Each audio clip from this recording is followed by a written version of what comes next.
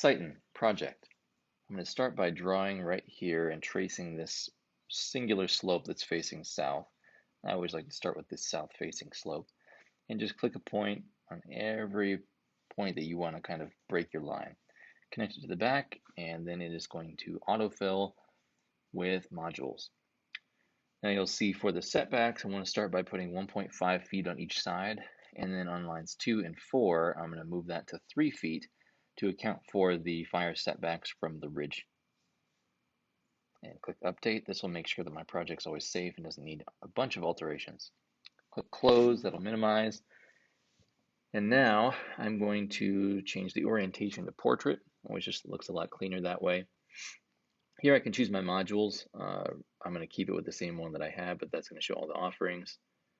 And then these are all of my solar edge inverters and all of my in-phase inverters. I'm going to keep that as solar edge. Let's go to Remove Panels. This is where you can make all the panels transparent and see through them, and click them to remove them. Click Delete and Done. And I'm going to click Calculate to see where we've come in at so I don't overshoot the mark. So this is creating a system snapshot. Make sure that you always have your project pretty centered. It's going to take a picture of what you just laid out on the roof, and then it's going to be on your proposal for later. This always takes shading into account as well. All right, so on the bottom I have a 5.44 kW generating 10,000, productivity 1867, annual usage still the same, and 43% offset. So I'm going to click Add Array, and I'm going to start with the western facing slope over here. I know it's pretty tiny, so this might be a bad example, but let's see if we can fit some solar panels over here. So you can see this kind of misaligned the azimuth, which is trying to project the way that the roof is pointing.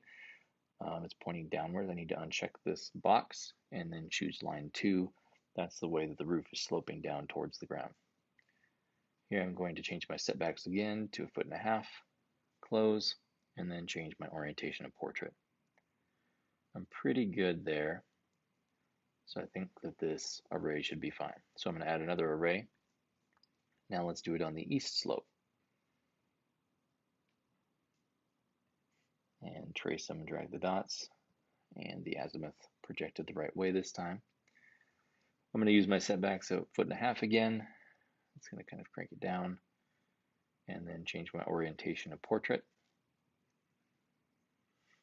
And now I'm going to go to Remove Panels again and select some of the solar panels right there.